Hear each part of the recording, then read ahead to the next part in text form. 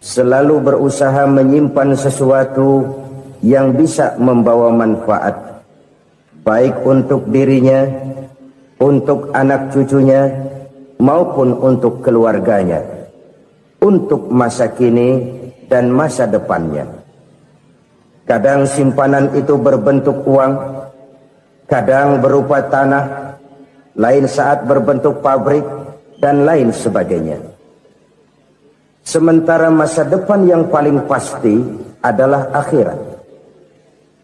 Jika untuk masa depan dunia kita rela memeras keringat, membanting tulang, pergi pagi dan pulang petang, menyimpan uang, menyimpan tanah, menyimpan pabrik, pernahkah kita merenung jika satu saat kiamat datang, kita dibangkitkan dari kubur masing-masing, berdiri di padang mahsyar untuk mempertanggungjawabkan seluruh kegiatan hidup kita di dunia ini, lalu kita akan menuju ke alam akhirat.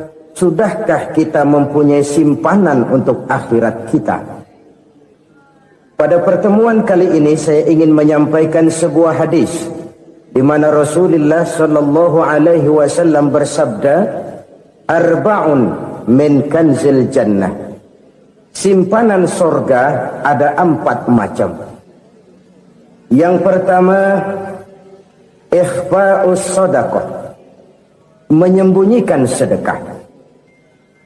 Saudara-saudara kaum muslimin, sebagaimana yang kita maklum bahwa Allah Subhanahu wa taala melebihkan sebagian rezeki dari kita terhadap yang lain. Ada yang kaya, ada yang setengah kaya, ada yang miskin, ada yang setengah miskin, dan selanjutnya. Ada yang gajinya kecil tapi penghasilannya gede. Ada yang penghasilannya gede tapi nggak punya gaji. Ada juga yang memang gajinya gede dan penghasilannya gede. Kelebihan rezeki merupakan sunnatullah dan tidak harus membuat kita merasa lebih dari yang lain. Bahkan sebaliknya, kelebihan itu harus membuat kita ringan tangan untuk menolong mereka yang memang memerlukan pertolongan. Kalau saudara diberikan ilmu, maka pertanyaan akhirat cuma satu: ilmumu kau amalkan untuk apa? Kalau saudara diberikan umur yang panjang, pengadilan akhirat juga bertanya satu: umurmu kau habiskan di mana? Tapi kalau saudara diberikan harta, pengadilan akhirat akan bertanya dua: hartamu kau dapat dari mana? Kau belanjakan kemana?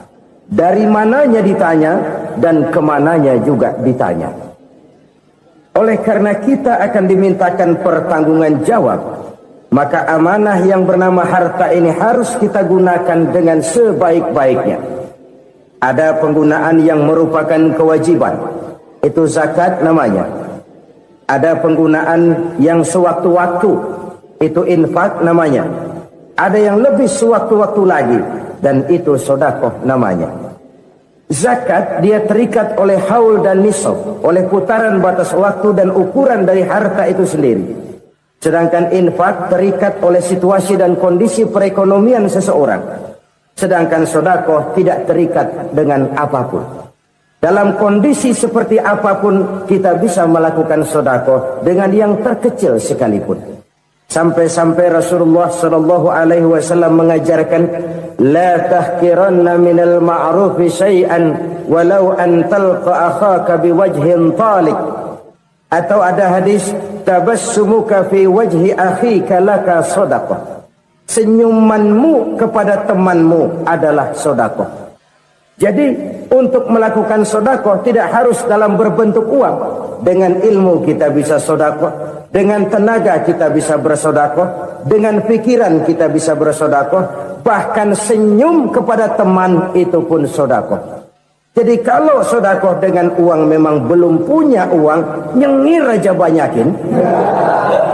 Itu asal pada tempatnya, jangan lalu ketemu tiang listrik cengengesan. Tentu tidak pada tempatnya dan tidak wajar. Nah, sedekah yang paling dicintai Allah adalah sedekah yang disembunyikan. Artinya, jauh dari sifat riya. Kan kadang-kadang ada orang sedekah itu disebutkan namanya, apa tidak bagus? Kalau memang niatnya ikhlas, ya bagus-bagus saja. Untuk memberikan sugesti kepada yang lain. Di Fulan bin Fulan nyumbang sekian, diumumkan. Boleh kalau niatnya untuk memberikan rangsangan kepada yang lain supaya dia menyumbang lebih besar dari orang tadi. Tapi kalau itu mendatangkan riya, maka sedekah yang paling dicintai Allah adalah sedekah yang disembunyikan. Tangan kiri saja tidak tahu apa yang diberikan oleh tangan kanan. Sedekah yang dilakukan dengan ikhlas akan merupakan perbendaharaan surga, tersembunyi dari pandangan orang lain, tidak seorang pun tahu. Karena memang sikap yang baik adalah melupakan kebaikan dan mengingat kesalahan. Itu salah satu ciri orang bahagia. Orang yang selalu mengingat kesalahannya dan berusaha melupakan segala kebaikannya. Kalau dia akan berada kebaikan, dia tidak bisa ikut, dia merasa rugi karena dia merasa belum pernah berbuat baik. Tapi kalau akan melakukan kesalahan baru, dia ingat kesalahan yang sudah-sudah, sehingga terhalang baginya untuk melakukan satu kesalahan baru. Demikianlah saudara-saudara, bahwa Allah melebihkan rizki sebagian kita dari yang lain, agar terjadi tolong-menolong dalam kehidupan ini. Jadi kesenjangan yang nature, kesenjangan yang alami, itu sunnatullah. Ada yang kaya, ada yang miskin, ada yang kelas menengah. Nah, kenapa lalu sekarang kita berusaha mengentaskan kemiskinan? Oleh karena adanya kesenjangan struktural. Kalau yang kaya bisa semakin kaya, kenapa yang miskin tidak bisa naik jadi ikut sedikit kaya? Sebab pada dasarnya Islam adalah agama yang sejak turunnya sudah berupaya memerangi kemiskinan. Bahkan dikatakan kemiskinan itu mendekatkan kepada kekufuran. Orang kalau miskin udah dekat banget sama kafir. Gampang menjadi kafir. Berapa banyak saudara-saudara kita yang oleh karena soal perut, oleh karena soal materi, terpaksa meninggalkan dan menanggalkan akidahnya. Menjual petunjuk yang diberikan Allah dengan kesenangan dunia yang cuma sebentar ini. Na'udzubillah, summa na'udzubillah. Jadi makin kita sembunyikan satu sedekah, semakin banyak perbendaharaan kita di surga. Sedekah yang paling dicintai Allah adalah sedekah yang disembunyikan. Malahan ada seorang sufi, dia punya kebiasaan kalau pergi sholat Jumat dia bawa uang, itu uang dia taruh di bawah tikar masjid. Dia niat sedekah kepada siapa saja yang nemuin itu duit.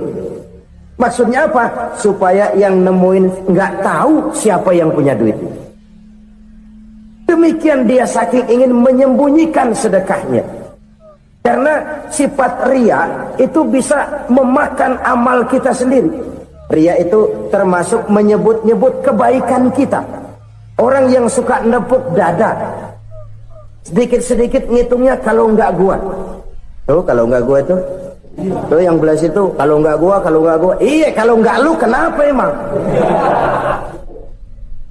Orang yang suka menepuk jasa, tuh biasanya memang begitu, saudara-saudara. Kalau perang lagi berkecamuk, orang nggak sempat ngaku jadi pahlawan.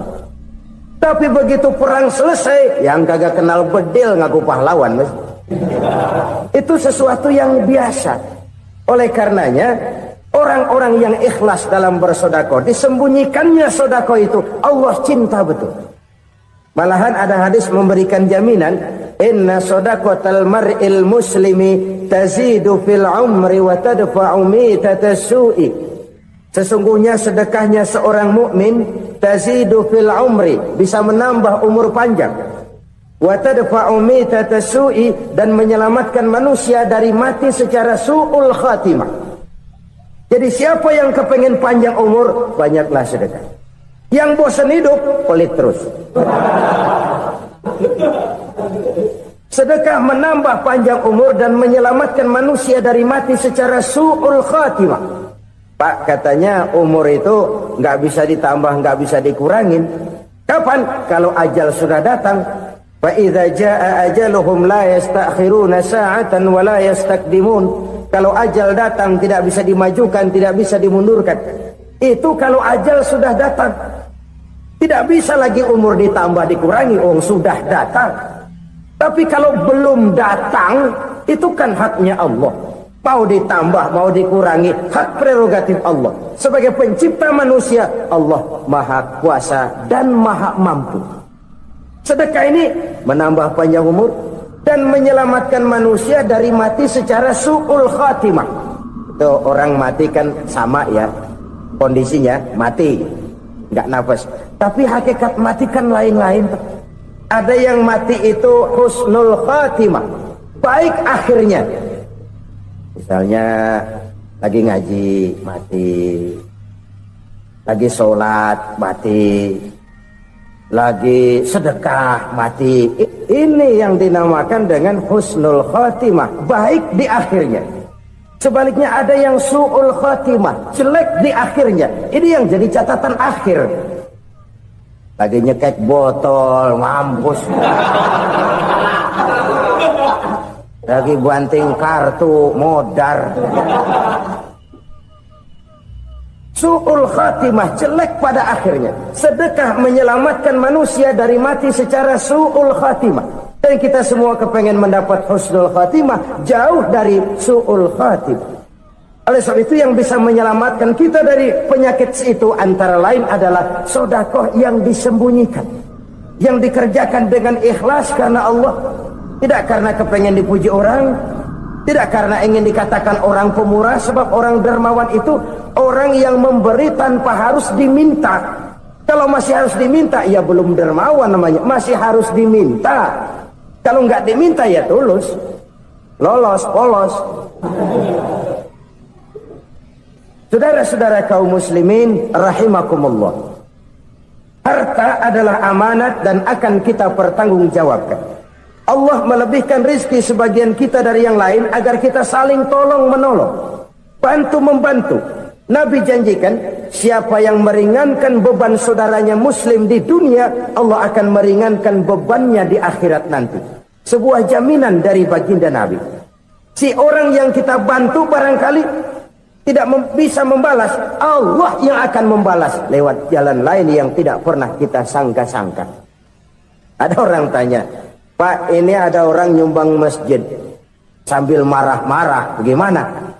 Saya bilang sumbangannya aja ambil, marahnya jangan. Marahnya jangan diambil, itu urusan dia. Saudara-saudara kaum muslimin rahimakumullah, umat Islam ini kan umat yang punya potensi besar. Kadang kita merenung, kenapa kadang-kadang pembangunan masjid kok lambat sekali? Kalau hotel hari ini peletakan pertama, bulan depan peresmian.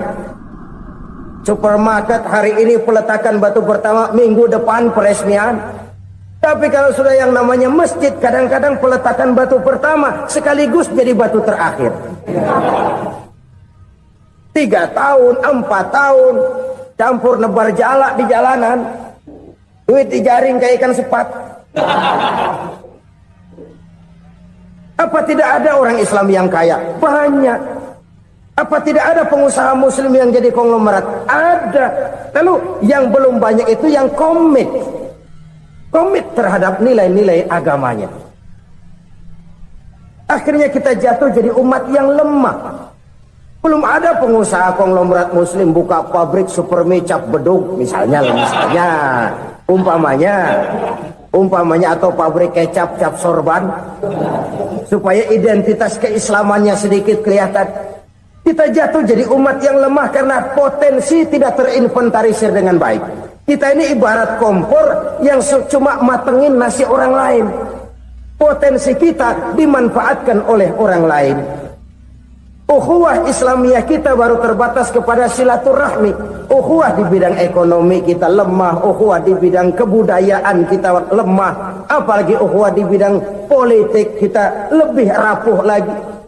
Padahal ukhuwah itu adalah totalitas kehidupan manusia, menyangkut ipolek sosbud, memerlukan nilai-nilai ukhuwah. Jadi oleh karena itu mari kita menyadari, di dalam harta kita, walaupun kita yang cari, pergi pagi, pulang sore, peras keringat, banting tulang, di sana ada harta anak yatim. Di sana ada hak masjid. di sana ada hak pesantren, di sana ada hak jihad. Berbahagialah seseorang apabila dia oleh Allah dijadikan keran. Keran itu menyimpan air, tapi tidak untuk dirinya, tapi disalurkannya kepada mereka yang memang memerlukannya. Saudara-saudara kaum muslimin rahimakumullah, ini yang pertama. Jadi perbendaharaan surga adalah menyembunyikan sedekah. Orang lain nggak tahu, kita pun nggak pernah ngitung-ngitung. Kita anggap lewat begitu saja, padahal itu deposit akhirat. Satu. Yang kedua, perbendaharaan surga itu apa? Wa kitmanul musibah, menyembunyikan kesulitan. Kadang orang takut menghadapi kesulitan, tapi makin kita merenung, hidup ini kan sebenarnya urusan. Takut sama urusan, ya jangan hidup. Tandanya orang hidup itu kalau punya urusan. Urusan melupakan problem, problem sering menimbulkan kesulitan. Kesulitan bukan untuk ditakuti, tapi untuk diatasi dan dicarikan jalan keluarnya. Siapa sih orangnya yang nggak pernah sulit-sulit? Makin tinggi status sosialnya, makin gede urusannya. Makin tinggi kualitas imannya, makin berat tingkat kesulitannya. Cuma memang yang namanya enak itu seperti pelangi. Biang lala itu nggak pernah di atas kepala kita, di atas kepala orang melulu. Lo sih enak lo, kata kita. Dia juga bilang yang enak kan lo. Pelangi itu nggak pernah di atas kepala kita. Kata tukang beca, aduh enak ya naik Mercy. Kata tukang beca, apa yang di dalam mobil Mercy? Aduh enak bener tukang beca, di jok ngeringkuk ngorok pules bener. Saya kamar pakai AC sejuk, tempat tidur sutra, empuk, alga, spring bed, kulak kulik nggak bisa pules kalau belum minum Valium, belum tidur. Enak bener tukang beca, di jok ngorok nggak tahu wetan kulon. Si tukang beca bilang yang di Mercy enak, yang di Mercy bilang tukang beca enak. Inilah enak, nggak pernah di atas kepala kita, di atas kepala orang lain melulu enak itu. Nah, saudara-saudara, yang merupakan perbendaharaan surga itu orang yang bisa menyembunyikan kesulitan, baik pribadi ataupun rumah tangga. Ini terutama rumah tangga yang jadi soalnya. Kadang-kadang kita ini kalau senang, sebaliknya kalau senang kita diam, kalem aja, cuek. Banyak banget duit kita bawaan, diam aja udah. Malah ketemu orang takut. Tapi begitu susah, sekampung tahu. Padahal Nabi mengajarkan perbendaharaan surga itu menyembunyikan musibah, menyembunyikan kesulitan. Kalau enak, cerita sama orang-orang. Kalau nggak enak, rasain sendiri, tekan sendiri, atasin sendiri. Kita kan sebaliknya, senang kita diam, asal lagi susah, paling tidak kita nyari teman buat cerita kesusahan. Siapa orangnya yang nggak pernah susah? Cuma soalnya bagaimana kita mengatasi kesusahan itu sendiri. Begitu juga misalnya kalau orang sudah berumah tangga, itu orang tuanya harus menjadi tempat dia cerita yang enak-enak saja. Yang nggak enak rasain berdua, selesaikan berdua, atasin berdua. Jangan dibalik. Asal senang diam, giliran susah saja. Maknya laporan. Terbalik. Bisa menjaga security informasi. Maka nama bayam keluar diam, malah seluitan. Enak amat lo makan daging ayam. Security informasi. Saudara-saudara kaum muslimin rahimakumullah, ujian yang terberat itu yang pernah diberikan kepada para nabi, para rasul, para aulia, para ulama. Makin tinggi keimanan, makin berat bentuk kesulitan. Ayo saya kemukakan satu contoh saja. Ada seorang nabi yang kaya, nabi kaya, namanya Nabi Ayub. Iblis kalau orang begini kan keki, ibadahnya rajin, kaya. Ini yang kayak begini susah digodain. Kalau ibadahnya rajin, miskin, enggali bisa disogok. Sini imannya mantap, ibadahnya rajin, kaya, nabi lagi. Oh, tapi namanya iblis nggak kurang akal. Laporan, Tuhan, kenapa iblis? Ya ini bahasa saya, bahasa Qurannya sih nggak gitu. Itu hambamu yang namanya Ayub, dia rajin ibadah cuma karena dikasih kaya aja. Coba kasih miskin dia, berhenti dia sembahyang. Ah, kamu bisa aja. Saya tahu Ayub itu hambaku yang ikhlas. Saya buktiin Tuhan, silahkan. Dibuktiinlah, iblis turun ke alam ini. Yang mula-mula dia lakukan, dia rusak sawah ladang Nabi Ayub. Dia binasakan binatang ternak Nabi Ayub. Sehingga dalam waktu singkat, jatuhlah Nabi Ayub dari orang paling kaya jadi orang paling miskin. Beliau masih ibadah di mihrab dalam masjid. Datang iblis. Saudara Ayub, ya, lagi ngapain? Ibadah. Nyembah Allah, nyembah Allah. Oh, percuma. Kenapa? Tuhan yang ente sembah nih, dia udah bikin miskin ente. Sawah ladang ente hancur lebur, binatang ternak binasa. Sekarang ente jadi orang paling miskin. Ngapain nyembah Tuhan kayak begitu? Tekor. Udah berhenti dah ibadah, berhenti ibadah. Ini iblis sama Tuhan laporannya lain, yang dikerjakan kepada Nabi Ayub juga lain. Benar begitu iblis kata Nabi Ayub? Iya. Sawah ladang saya habis buras, binatang ternak saya binasa, binasa. Saya miskin, bangpak. Apa jawab Nabi Ayub? Bukan innalillahi, ya ini hebat. Alhamdulillahillazi a'tani wa akhza minni. Segala puji bagi Allah yang telah memberikan harta kepada saya dan sekarang mengambilnya lagi. Alhamdulillah. Allah yang ngasih, Allah yang ambil. Itu mah urusan Allah. Iblis cuman ibadah jalan terus, sujud lagi Nabi Ayub. Iblis seleher gondok banget. Dasar Nabi nggak mempan dia apa-apain. Miskin malah alhamdulillah. Allah yang ngasih, Allah yang ngambil. Jadi kalau kita tidak komit, kita tidak terikat kepada kaya, miskin, senang, susah, apa yang bisa bikin kita susah? Jadikan kekayaan, kemiskinan, jadikan senang, susah sebagai anak buah yang bisa kita atur. Jangan kekayaan ngatur kita, jangan kemiskinan ngatur kita. Kita yang harus mengatur mereka. Senang, susah, kaya, miskin, bahagia, sengsara, jadikan itu anak buah yang bisa kita atur. Kalau sekarang kita kaya, lain saat boleh jadi kita miskin, semiskin-miskinnya. Allah yang ngasih, Allah yang ngambil. Tenaga mana yang bisa menghalangi? Ibadah jalan terus. Iblis makin gondok. Dasar Nabi loh. Akhirnya apa? Nabi Ayub dikerjain, diberikan penyakit. Demikian fatal penyakitnya. Bayangin, udah miskin sakit. Masya Allah. Miskin sakit.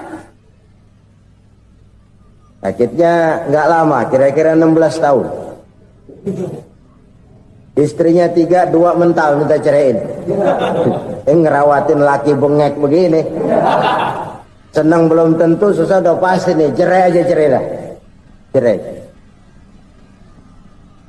Tinggal satu Siti Rahmah yang setia menemani beliau. Sesetia-setianya hati perempuan. Satu saat Siti Rahmah bilang, "Bang, iya, abang kan Nabi bang. Lalu, namanya Nabi kan doanya jarang meleset bang. Maksud kamu minta kenapa sih sama Tuhan biar abang sembuh baik dah bang?" Siti Rahmah, iya. Saya sakit berapa tahun sih dah? 16 tahun bang. Sebelum ini saya sehat berapa tahun? Ya kira-kira 60 tahun bang. Nah coba ente banding-bandingin Rahmah. Saya dikasih sehat 60 tahun. Dikasih sakit 16 tahun. Sudah nggak sabar. Mau doa kepada Allah minta sembuh. Saya malu. Malu kepada Allah. Diuji dengan yang luar biasa seperti ini. Tidak mengganggu stabilitas kehambaannya. Dia tetap menghamba kepada Allah subhanahu wa ta'ala. Saudara-saudara kaum muslimin rahimakumullah. Kunci menghadapi kesulitan itu apa? Allah jelaskan dalam satu ayat, wa basyiris sabirin alladzina iza asabathum musibah qalu inna lillahi wa inna ilaihi raji'un. Gembirakan orang-orang yang sabar Siapa mereka itu?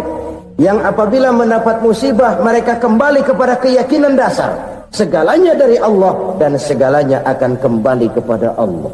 Ini konsepsi dasar dari sikap muslim dalam menghadapi berbagai kesulitan. Segalanya dari Allah, segalanya akan kembali kepada Allah. Kalau ini sudah kondisi dasarnya, maka kita akan lapang menghadapi kenyataan bagaimanapun pahitnya.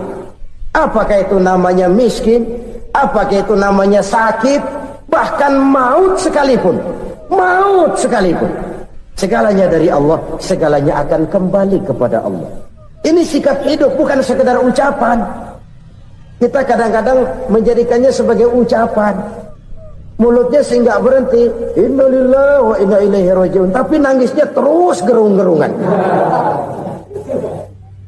Bukan itu, ini kesadaran moral. Kalau segalanya dari Allah, segalanya kembali kepada Allah, kan sebenarnya cuma nunggu giliran.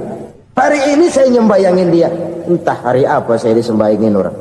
Hari ini saya antar dia ke kubur, entah hari apa orang nganterin saya ke kubur. Hari ini saya tahlilkan dia, entah nanti kapan orang tahlilkan saya. Segalanya dari Allah, segalanya akan kembali juga kepada Allah. Oleh sebab itu saudara-saudara, kesulitan bukan untuk ditakuti. Kesulitan justru untuk diatasi, dicarikan jalan keluarnya. Dan tidak ada orang yang tidak pernah mendapat kesulitan. Tidak ada. Semakin tinggi status sosial, semakin tinggi kualitas keimanan, semakin besar juga tingkat kesulitan. Hanya saja bagaimana cara kita mengatasinya. Dan Al-Quran menyatakan, inna ma'al usri yusra. Di balik kesulitan itu pasti ada kemudahan. Roda itu berputar. Karena itu Rasulullah sallallahu alaihi wasallam mengingatkan kepada kita, ta'arraf ilallahi firraha ya'rifka fisyiddah. Ingatlah kepada Allah di waktu kamu senang, supaya Allah ingat kepada kamu di waktu kamu susah. Kalau waktu senang kita ingat kepada Allah, kita susah, Allah tidak akan meninggalkan kita. Tapi kalau waktu senang kita jauh dari Allah, sujud tidak sempat, dengan masjid jauh, ketika senang kita lupakan Allah. Nanti begitu kita susah, Allah lupakan kita. Dan itu menyakitkan. Oleh karena itu orang-orang tua kita dulu bilang, kalau lagi sehat ingat-ingat lu bakal sakit nanti. Kalau lagi kaya ingat-ingat satu saat kita bakal jatuh miskin. Bahkan kalau lagi muda ingat-ingat kita bakal tua. Dan yang terpenting, kalau lagi hidup ingat-ingat kita bakal mati. Saudara-saudara kaum muslimin rahimakumullah. Jadi yang kedua yang merupakan perbendaharaan surga, menyembunyikan musibah. Saudara-saudara kaum muslimin rahimakumullah. Hal ketiga yang merupakan perbendaharaan surga adalah wasilatur rahmi. Orang yang suka bersilaturahmi. Sebagaimana yang kita maklum bahwa manusia adalah makhluk yang disebut zon politika. Makhluk sosial yang tidak mungkin hidup sendiri-sendiri. Betapa dan siapapun kita memerlukan orang lain. Bodoh betul manusia kalau tinggal di tengah masyarakat tapi tidak mau bermasyarakat. Merasa hebat sendiri, pintar sendiri, gagah sendiri, kaya sendiri. Mungkin kalau mati juga ngubur sendiri. Jangankan kita di sini, di sorga saja Nabi Adam waktu sendirian bengong melulu, mondar mandir. Allah tegur dalam sepidang. Ya ini kalau bahasa saya. Iya Tuhan, sepi ini nggak ada coret-coretan pisan ini. Diciptakan Siti Hawa baru anteng Nabi Adam. Itu di surga. Cobalah. Umpamanya saudara tinggal di Jakarta nih. Kayak bener. Apaan aja di Jakarta punya saudara dah. Jembatan Semanggi ambil. Monas buntel bawa pulang. Hotel-hotel ambil semua. Cuman tinggal di Jakarta sendirian, apa enaknya? Betapa dan siapapun kita perlu orang lain. Tidak ada seorang pun yang bisa memenuhi kebutuhan hidupnya secara sendiri-sendiri. Nah, Islam telah menyelamatkan manusia dari ras diskriminasi. Mengikat manusia dengan persaudaraan yang berlandaskan kepada akidah. Karena itu dianjurkan bersilaturahmi. Bahkan Nabi menyatakan, man arada ayyubsata lahu fi rizqihi wa yunsa'a fi atharihi falyasil rahimah.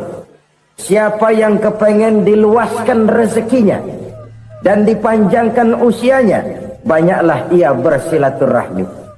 Siapa yang kepengen dimudahkan rezekinya, hendaknya ia banyak bersilaturahmi. Kalau banyak teman, kesulitan kan paling tidak ada tempat cerita. Udah susah sendirian, kita pikirin diri, nggak ada tempat tukar pikiran. Cepet banget sama bengek. Dilawan sendiri. Nah, secara makro kita bisa berkata, tidak mungkin ada kemenangan kalau tidak ada kekuatan. Tidak ada kekuatan kalau tidak ada kesatuan dan persatuan. Tidak mungkin ada kesatuan dan persatuan tanpa semangat silaturahmi. Kalau umat Islam mau menang, dia harus kuat. Kalau umat Islam mau kuat, dia harus bersatu. Kalau umat Islam mau bersatu, dia harus membudayakan silaturahmi ini. Bahkan sampai-sampai kata Nabi, kalau bisa cari nilai tambah. Apa? Silman qata'ak. Bersilaturahmilah kau kepada orang yang marah denganmu. Masya Allah, indahnya ajaran agama kita. Orang yang marah pun kepada kita, kata Nabi, kalau bisa bersilaturahmilah kepadanya, kepada orang yang marah itu. Di situ nilai tambah. Cuman jujur nih, hadis ngucapinnya gampang, ngamalinnya yang berat banget. Orang marah sama kita, kita disuruh silaturahmi. Ada apa malu? Lu marah, ada gua marahan lagi. Tunggu pikirin. Saudara-saudara kaum muslimin rahimakumullah. Tapi ini yang diajarkan, bahkan ini yang dicontohkan oleh baginda Rasul. Bagaimana begitu mudah, misalnya satu saat Abu Jahal ini ngatur strategi bagaimana bikin Muhammad celaka. Dia gali lubang di depan tempat tidurnya. Dia tutupin daun korma. Terus dia panggil seseorang, ke sini. Kasih tahu Muhammad, pamannya sakit keras, minta ditengokin. Berangkat orang ini ke sana. Muhammad, labbaik. Pamanmu sakit keras, dia minta ditengokin. Baik, saya akan datang menjenguk beliau. Berangkatlah Nabi ke rumah Abu Jahal tanpa prasangka apapun.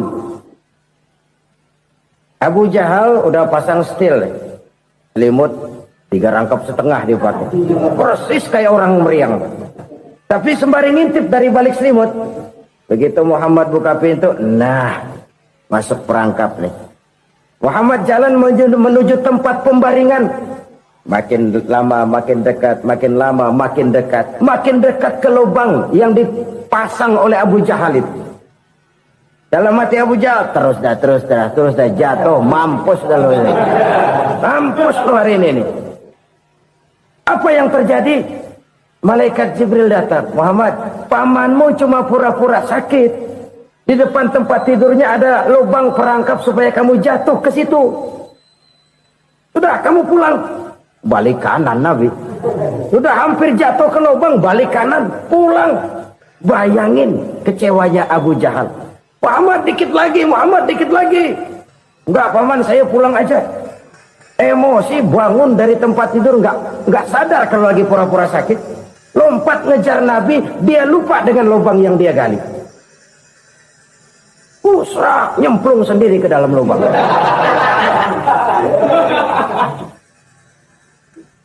Nabi terus berlalu.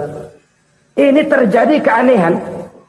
Jatuh ke lubang yang dia gali itu sebenarnya nggak terlalu dalam ya, antara 3-4 meteran lah. Tolong, saya jatuh ke lubang ini. Datanglah pelayan-pelayannya itu. Angkat saya dari sini. Oh, yang ngulurin tambang. Satu gulung, belum juga nyampe itu tambah. Kurang, beli lagi ke warung. Sambung, ulur lagi, nggak juga bisa sampai. Wah, ini kerjaan Muhammad ini. Tolong, siapa salah seorang kamu ke rumah Muhammad, kasih tahu encangnya kecebur. Minta ditolongin. Sampaikan kepada Rasul. Kenapa? Pamanmu jatuh ke lubang, Muhammad minta tolong diangkatin. Tambang udah nyambung-nyambung nggak nyampe juga. Ya, nanti saya datang, saya tolong. Coba. Nyata-nyata orang berniat jahat mau mencelakakan dia. Datang dia menolong. Ini yang disebut air tuba dibalas air susu ya ini. Bukan sebaliknya. Air tuba dibalas air susu. Paman, kecebur ya? Iya Muhammad, tolong ini. Pegang tangan saya. Nabi ulurkan tangannya, nyampe. Dipegang oleh Abu Jahal, diangkat ke atas. Sampai atas, apa kata Abu Jahal? Sihirmu memang hebat Muhammad. Udah ditolongin dikata sihir. Yang enak kita kemplang kan itu orang begitu. Urusan apa? Tapi inilah akhlak. Kalau bisa kamu bersilaturahmilah dengan orang yang marah kepadamu sekalipun. Orang marah kita tetap baik. So, kalau kita berbuat baik sama orang yang memang baik, rasanya sih biasa-biasa aja. Orang baik kita baik lagi, ya draw aja, belum ada nilai tambah di situ.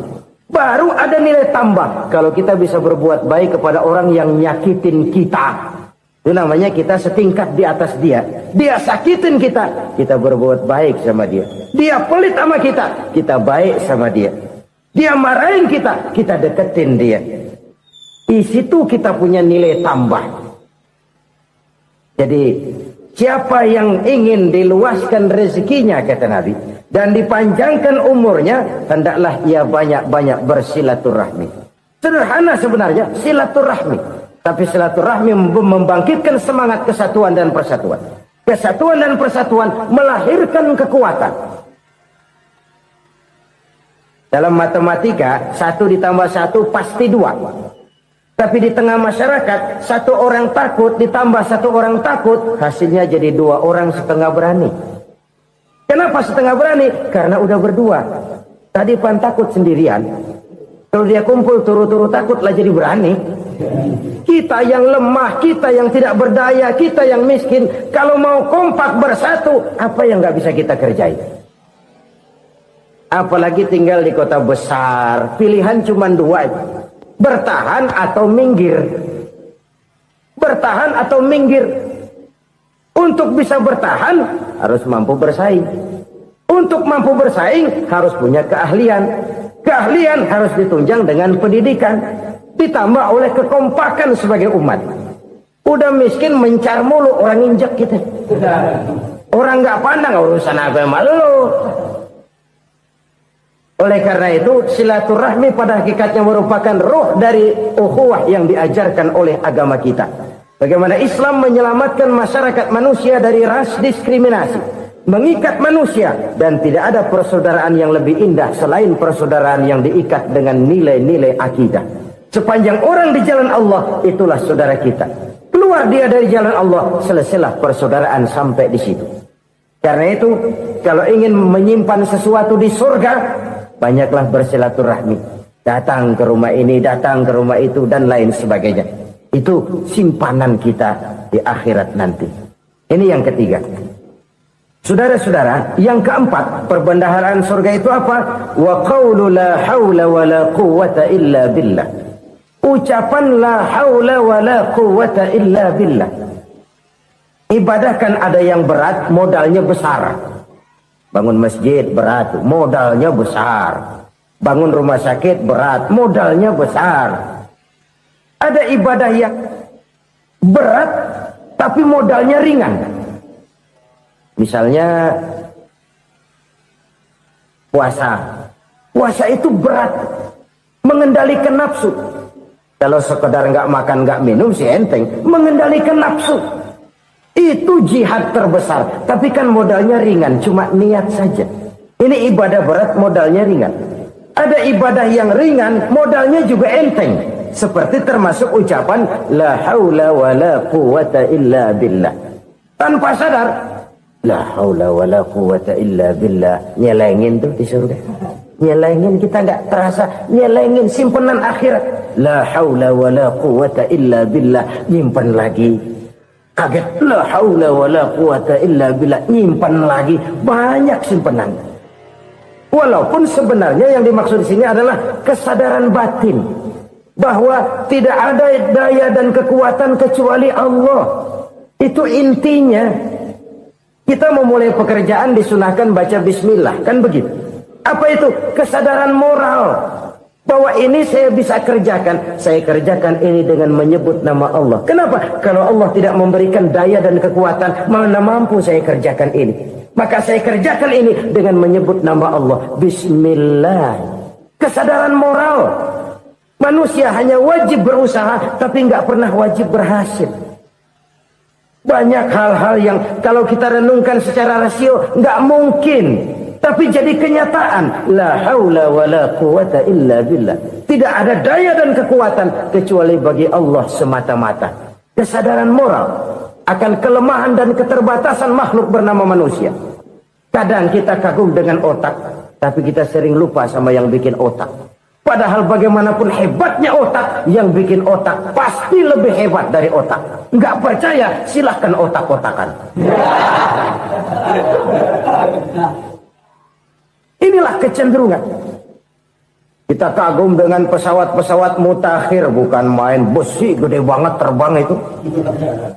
Alangkah hebatnya. Lalu apa yang bikin otak tidak lebih hebat dari itu semua? Kita puji laut. Apa yang bikin laut tidak lebih hebat dari laut itu? La haula wa la quwata illa billah. Tidak ada daya dan kekuatan kecuali Allah. Apa yang bisa kita lakukan? Kalau tidak karena daya dan kemampuan yang diberikan oleh Allah kepada kita. Lahirlah sikap tawadu, rendah hati. Tidak melonjak menjadi angkuh dan sombong. Sadar akan kelemahan dan keterbatasan diri. Sebagai makhluk yang diciptakan oleh Allah subhanahu wa ta'ala. Jadi satu sisi ini ucapan yang berpahala. La haula. Jadi wiridan. Pada sisi lain ini kesadaran moral. Sikap mental, kesadaran batin, bahwa yang punya daya dan kekuatan itu cuma Allah. Kita nggak pantas untuk sombong, sebab sombong itu pakaiannya Allah. Kita nggak sedang pakai pakaian Allah, kegedean. Dan makin kita renungi, makin terbentur. Apa sih yang bisa kita sombongin? Kita mau sombong apa? Kayak pintar, itu kan semua relatif. Di atas langit masih ada langit lagi. Jadi oleh karenanya, marilah kita menyadari. Manusia hanya wajib berusaha, tapi tidak pernah wajib berhasil. Yang berusaha saja tidak wajib berhasil, apalagi yang tidak berusaha. Islam bukan agama orang pemalas yang selesai sholat lalu ngelohom, nggelenggem ayem-ayem.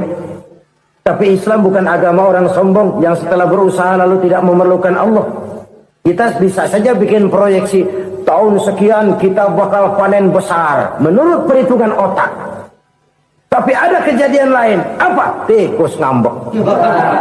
Habis itu dimakanin tikus, panen gagal. Proyeksi rasional gagal oleh tikus-tikus yang ngambek itu. Bisa saja terjadi. Tahun depan kita panen besar. Urung. Kenapa? Musim panas panjang. Dan sekarang ini koran-koran bikin berita musim mengalami penyelewengan. Bukan cuma manusia yang nyeleweng sekarang. Musim pakai nyeleweng. Mestinya kan musim hujan udah selesai. Masih hujan-hujan juga. Musim. Nah sekarang kita boleh bikin proyeksi, kita bakal panen besar. Tahu-tahu musim panas panjang, sawah retak, air kering. Cari teknokrat yang paling botak, suruh pendekin tuh musim panas. La haula wa la quwata illa billah. Inilah kesadaran moral. Saudara, saya teringat satu saat ada seorang konglomerat. Umurnya ya kira-kira 70-an. Satu saat dia ditanya oleh wartawan, Pak, umur Bapak berapa sih? Ya paling 10 tahun. 10 tahun? 10 tahun? Anak Bapak berapa orang? Satu saja? Satu. Harta Bapak berapa? Ya paling-paling bangsa 7 juta kali. 7 juta? Iya. Pak, kenapa Bapak bohongi saya? Bapak punya buku biografi. Koran-koran, majalah-majalah banyak memuat cerita riwayat hidup Bapak. Saya tahu umur Bapak 70. Kenapa bilang cuma 7 tahun? Saya tahu anak Bapak 8. Kenapa cuma bilang 1? Saya tahu harta bapak miliaran, mungkin triliunan, pabrik di mana-mana, bank di mana-mana. Kenapa bilang uang bapak cuma 7 juta? Nah, kata si konglomerat tadi, kamu benar nak, kamu benar. Umur saya kalau jumlahnya memang 70 nak. Cuman ingat-ingat saya, baru 7 tahun terakhir ini saya sujud. Baru 7 tahun terakhir ini saya berusaha dekat dengan Allah. Saya laksanakan perintahnya, saya jauhi larangannya. 7 tahun inilah rasanya yang ada nilainya di hadapan Allah. Yang 63 tahun matong, kelabu, kelam umur gue.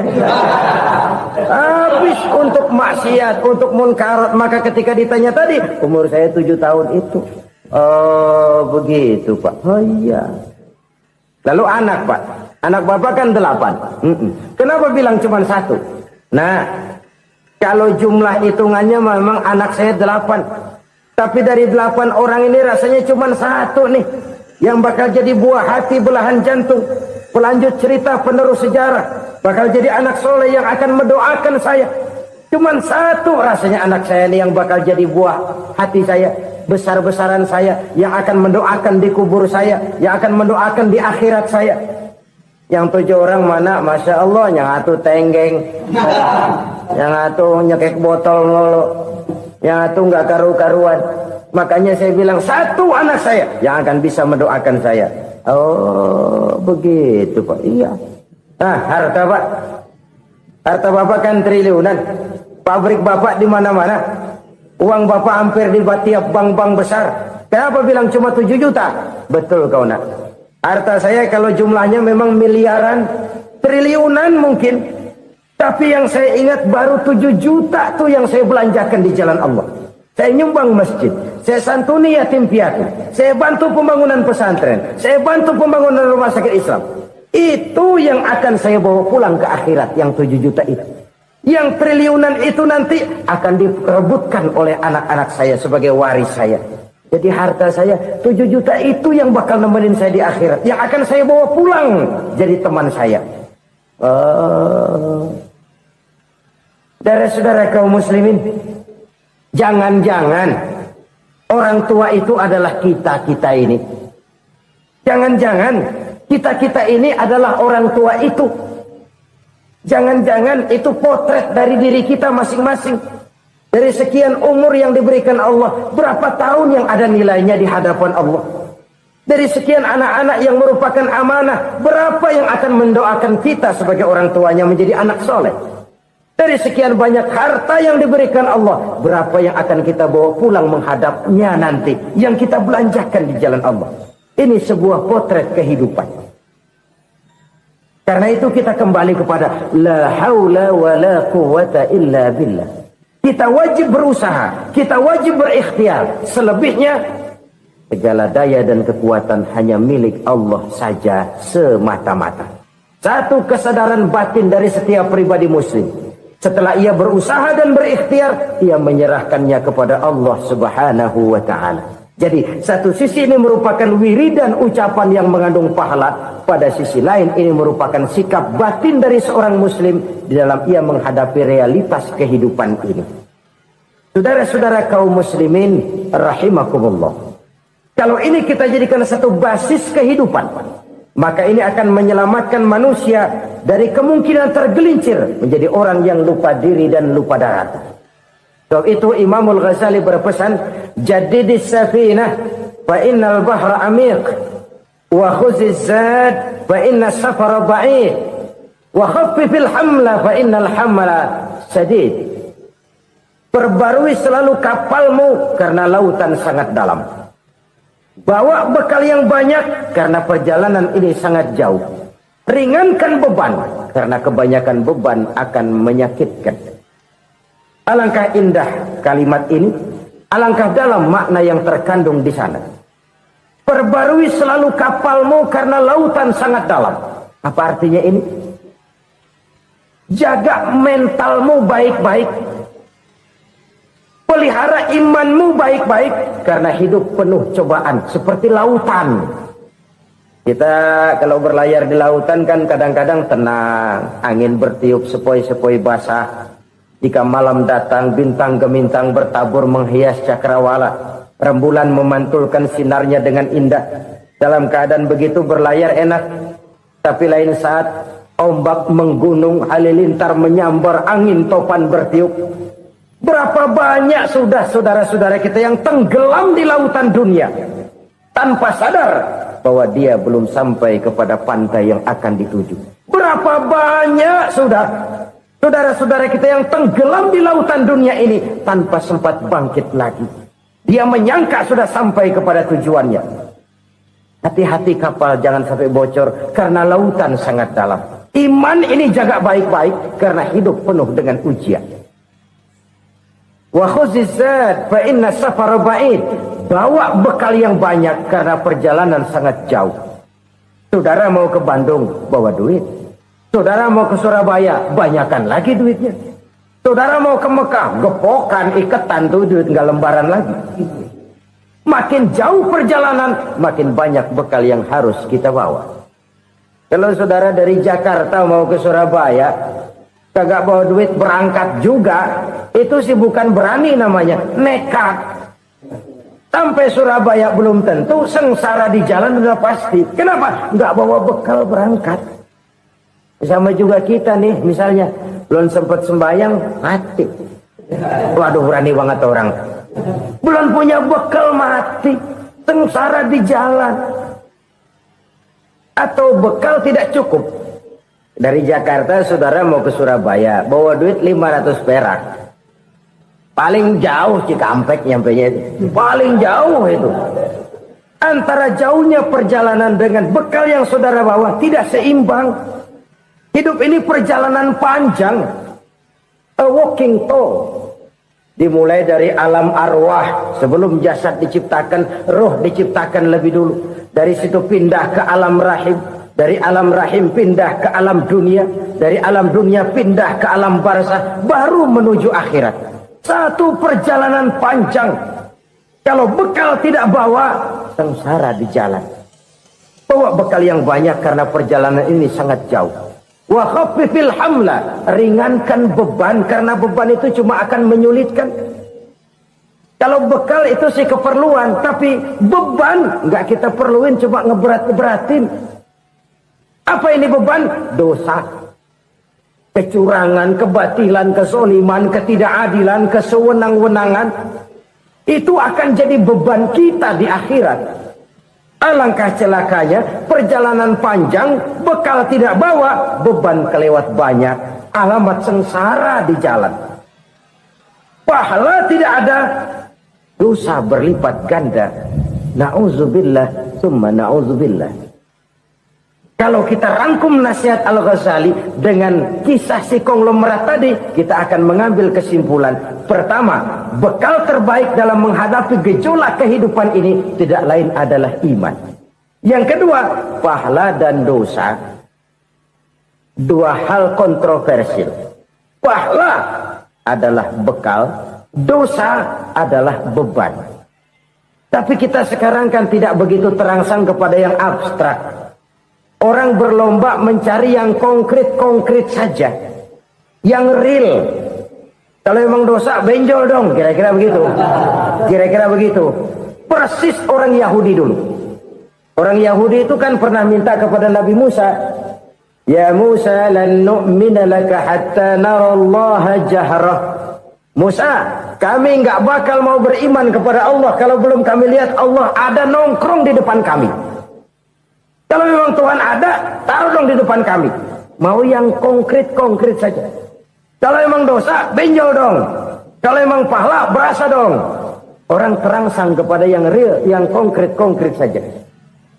Karena itu, untuk mengejar dosa, orang mau bayar. Tapi untuk mengejar pahala, walaupun tidak bayar, orang segan. Ini yang dikatakan oleh Nabi, kamu mengharapkan ke surga, tapi kamu berat melaksanakan sesuatu yang bisa membawa kamu ke surga. Kamu ingin jauh dari neraka, tapi tiap saat kamu lakukan perbuatan-perbuatan yang justru menjerumuskan kamu ke neraka. Idda'aitum an-najata minan nar wa ramaitum fiha anfusakum. Kamu ingin selamat dari neraka, tapi kamu lemparkan diri kamu ke neraka. Kamu ingin masuk surga, tapi berat sekali kamu melakukan perbuatan-perbuatan yang bisa menyampaikan kamu di surga. Saudara-saudara kaum muslimin rahimakumullah. Jadi hal keempat yang merupakan perbendaharaan surga adalah la haula wa la quwata illa billah. Satu sisi ini merupakan ucapan yang memperberat timbangan akhirat. Pada sisi lain ini merupakan sikap hidup seorang muslim. Kesadaran batin yang sangat dalam bahwa tidak ada daya dan kekuatan kecuali Allah. Dan itu kita simbolkan pada saat memulai pekerjaan dengan Bismillah, dengan menyebut nama Allah. Satu kesadaran moral, saya hanya bisa melakukan ini karena diberikan daya dan kekuatan oleh Allah. Sebagaimana yang sama kita maklum bahwa manusia hidup memerlukan idola, memerlukan figur-figur yang akan dijadikan contoh di dalam kehidupannya. Sifat ini dinamakan hubbut taklid atau kecenderungan untuk meniru, dan nampak lebih menonjol pada kehidupan anak-anak remaja atau para pemuda. Siapa yang menjadi idolanya, siapa yang menjadi sentral figur dalam kehidupannya, itulah yang akan dijadikannya sebagai contoh. Kalau idolanya adalah Mick Jagger misalnya, maka tentu yang akan dicontohnya adalah Mick Jagger. Mulai gaya rambutnya, gaya pakaiannya, sampai kepada gaya jalan dan hidupnya. Soal pantas atau tidak pantas urusan nomor 16. Yang penting nyontoh dulu. Inilah kecenderungan daripada manusia. Bagi kita umat Islam, contoh ideal, figur sentral yang sepatutnya jadi idola tidak lain adalah junjungan kita Nabi besar Muhammad sallallahu alaihi wasallam. Beliau menjadi contoh dan panutan oleh karena kepribadiannya yang kompleks. Sejak dari seorang pemimpin negara yang adil sampai kepada seorang jenderal yang gagah berani di medan perang, sampai kepada seorang diplomat yang ulung, pedagang yang jujur, suami yang bertanggung jawab, ayah yang penuh kasih sayang dengan anak-anaknya, dan di dalam keseluruhannya beliau merupakan uswatun hasanah. Termasuk dalam membina rumah tangga bahagia, contoh kita tidak lain adalah rumah tangga beliau. Bagaimana sih rumah tangga Nabi kita itu? Beliau berkata dalam dua kalimat yang singkat tapi punya pengertian yang sangat luas dan dalam tentang rumah tangganya. Beliau mengatakan, baiti jannati, rumah tanggaku adalah sorga bagiku. Satu cerminan yang merupakan refleksi dari keadaan yang membawa kebahagiaan. Padahal sepanjang sejarah yang kita baca, rumah beliau kecil saja. Sarapan pagi pun cuma seteguk air zam-zam, sepotong roti, kadang-kadang sebutir kurma. Tidurnya di atas kain kasar yang separuh jadi selimut, separuh jadi alas tidur. Tetapi di tengah kondisi yang semacam itu, beliau sanggup berkata, baiti jannati, rumah tanggaku adalah surga bagiku.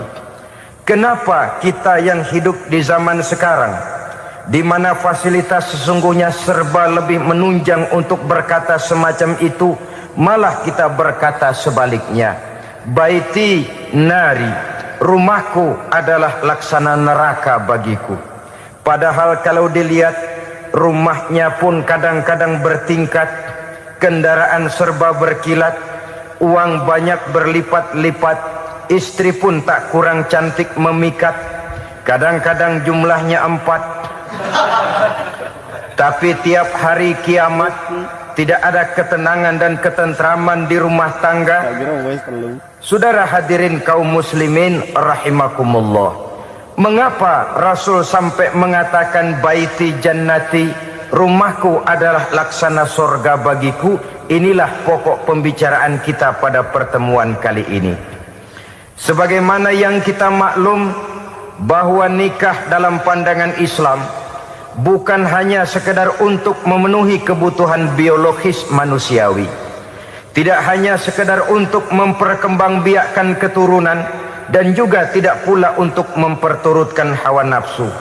Lebih daripada sekedar itu, nikah dalam pandangan Islam merupakan ibadah. Oleh karena ibadah, maka seluruh tujuan ibadah, apakah dia bernama solat, apakah dia bernama puasa, zakat, sodako, haji dan lain sebagainya, seluruh daripada tujuan ibadah, target utamanya adalah mardhatillah atau keridhaan daripada Allah Subhanahu wa taala. Kalau nikah itu ibadah, maka sesungguhnya tujuan utama dari pelaksanaan suatu pernikahan tidak lain hanya untuk mencari keridhaan dari Allah Subhanahu wa taala. Bukankah kalau kita tanya tiap orang yang melakukan nikah, kenapa sih kamu nikah dengan dia? Jawabannya bisa macam-macam. Yang umum, karena saya cinta dia. Ada yang berkata, karena saya ingin mendapat ketenangan hidup. Ada yang bilang, karena saya ingin hidup teratur. Ada yang mengakui, karena saya ingin dapat keturunan dan lain sebagainya.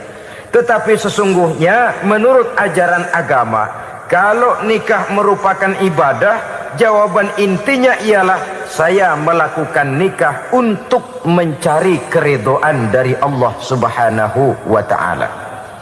Ini konsekuensinya kalau nikah merupakan bagian daripada ibadah. Rumah tangga yang didirikan atas dasar mencari keridhaan Allah, maka akan diwarnai oleh nilai-nilai luhur daripada ajaran agama. Tanpa harta orang memang sulit untuk bahagia, tapi harta bukan jaminan orang lalu akan bahagia. Harta pada suatu saat akan berakhir, kecantikan akan berkurang, pangkat dan jabatan akan sampai kepada batasnya. Tetapi agama, keyakinan, nilai-nilai iman, itulah pegangan kita yang kekal dan abadi. Sebab itu dalam surah Ar-Rum ayat ke-21 Allah Subhanahu wa taala menjelaskan, "Wa min ayatihi an khalaqalakum min anfusikum azwajan litaskunu ilaiha wa ja'ala bainakum mawaddatan wa rahmah." Dan di antara tanda-tanda kebesaran Allah, dijadikannya bagimu istri-istrimu dari diri kamu sendiri, litaskunu ilaiha, agar kamu bisa hidup tenang bersamanya, wa ja'ala bainakum mawaddatan wa rahmah, dan dijadikannya di antara kamu rasa cinta dan kasih sayang. Umumnya pernikahan terjadi karena mawaddatan warahmah ini, cinta dan kasih sayang. Atas dua dasar itulah rumah tangga didirikan orang. Atas dasar itulah seorang laki-laki dan seorang perempuan memadu janji untuk membagi suka dan duka dalam hidup ini secara bersama-sama. Namun kalau kita renungi ayat ini, Allah tidak hanya menjadikan cinta, tapi Allah juga menjadikan kasih sayang. Apa bedanya cinta dan kasih sayang? Apa bedanya mawaddatan warahmah ini? Saudara, mawaddah yang artinya cinta, itu sasarannya biasanya adalah jasmani, kecenderungan biologis. Itu akan berakhir. Orang yang mendirikan rumah tangga cuma karena kecenderungan biologis, cuma karena rasa cinta semata-mata, cinta biasanya terkait kepada keindahan. Betul apa benar? Biasanya orang mudah jatuh cinta kepada sesuatu yang punya nilai keindahan. Makanya anak muda jarang yang jatuh cinta sama nenek-nenek. Cinta selalu memandang segi keindahannya. Ini yang namanya mawaddah. Allah tidak mengingkari itu, silakan. Bahwa manusia secara naluri senang kepada serba keindahan, wajar-wajar saja. Tetapi tidak cuma mawaddah, Allah juga menciptakan rahmah, kasih sayang. Mawaddah mungkin ada akhirnya, tapi rahmah tidak akan pernah ada akhirnya. Kalau mawaddah adalah berkecenderungan kepada biologis, jasmaniah, maka rahmah kecenderungan kepada nilai-nilai rohani, kepribadian, kejiwaan, dan lain sebagainya. Dikala pernikahan di bawah umur 40 tahun, mungkin masih banyak mawaddahnya, rasa cintanya. Tapi 40 bahkan 50 tahun ke atas, rasanya orang berumah tangga kalau sudah 50 tahun ke atas itu lebih banyak kasih sayangnya ketimbang cinta-cintaannya. Kalau satu rumah tangga hanya didirikan atas dasar mawaddah saja, atas dasar cinta saja, padahal cinta itu terpaut kepada hal-hal keindahan, keindahan satu saat akan menurun. Ya, tentu sebagaimana yang kita maklum bersama-sama, belum punya anak memang cantik. Sudah punya anak, kecantikan mulai menurun. Punya anak 2, kulit mulai mengkerut. Punya anak 3, onderdil mulai dol. Punya anak 4, apalagi tidak pandai merawat diri, persis dompet tanggung bulan. Kalau rumah tangga didasarkan kepada rupa yang cantik saja, cinta akan bisa berpindah, paling tidak akan berkurang nilainya. Sebab itu Allah tidak hanya menyediakan mawaddah warahmah, dijadikannya di hatimu itu tidak cuma sekedar cinta, tapi juga kasih sayang. Nah, kasih sayang inilah apabila berakar dan berurat dari nilai-nilai keagamaan yang akan menopang jalinan rumah tangga bahagia, mengukuhkan usaha untuk mencapai mardhatillah atau keridhaan daripada Allah Subhanahu wa taala. Dengan demikian, berumah tangga bukan tujuan. Ini kalau kita lihat dari segi agama. Berumah tangga cuma alat untuk mencapai mardhatillah, keridhaan daripada Allah. Seorang suami yang pergi pagi pulang sore peras keringat banting tulang mencari nafkah untuk menghidupi keluarganya, kalau niatnya untuk mardhatillah maka pergi usahanya adalah ibadah. Sementara si suami pergi berusaha, istri di rumah mendoakan suaminya, itu juga merupakan bagian daripada ibadah. Marilah kita biasakan membina satu rumah tangga untuk mencapai keridhaan daripada Allah Subhanahu wa taala. Ini motif dasarnya. Karena itu Rasul Anas bin Malik pernah bercerita, bertahun-tahun saya membantu di rumah tangga Rasul. Selama tahun-tahun yang panjang saya membantu di rumah tangga beliau itu, kata Anas bin Malik, belum pernah kok saya mendengar kata-kata kasar, keras, membentak-bentak. Belum pernah saya melihat ada piring terbang, sandal melayang, ada penggorengan nitir di atas. Belum pernah, padahal tahun-tahun yang panjang sudah saya lalui. Itu rumah tangga Rasul. Istrinya lebih dari satu, tapi tenang, ayem, adem. Walaupun gosip selalu ada. Ini loh ya, namanya hidup berumah tangga. Jangankan rumah tangga kita manusia biasa, rumah tangga Rasul pun tidak luput dari gosip yang kita kenal dengan hadisul ifki itu. Itu sampai tercatat dalam sejarah. Tetapi yang jelas, dengan istri yang lebih dari satu, rumah tangganya tenang, tentram, adem. Kita di rumah tangga istri satu, seminggu 7 hari, berantemnya 6 hari. Cuma 1 hari gencatan senjata. Saudara hadirin yang saya muliakan, kalau tujuan rumah tangga adalah mardhatillah, apa ciri dari suami istri yang menegakkan rumah tangga untuk mencapai ridho Allah itu? Pertama, sepasang suami istri yang membina rumah tangga semata-mata untuk mencapai keridhaan Allah, cirinya yang pertama, bersyukur apabila beroleh nikmat. Ini ciri yang pertama. Bersyukur kepada Allah, kepada sesama berterima kasih. Suami berterima kasih kepada istri, bertahun-tahun didampingi hidupnya, dicucinya pakaiannya, dimasaknya makanannya. Tidak istri mengeluh walau hidup lebih banyak kurangnya daripada cukupnya. Suami pandai berterima kasih kepada istrinya. Sementara istri pun bisa berterima kasih kepada suaminya. Bertahun-tahun suami peras keringat, banting tulang mencari nafkah.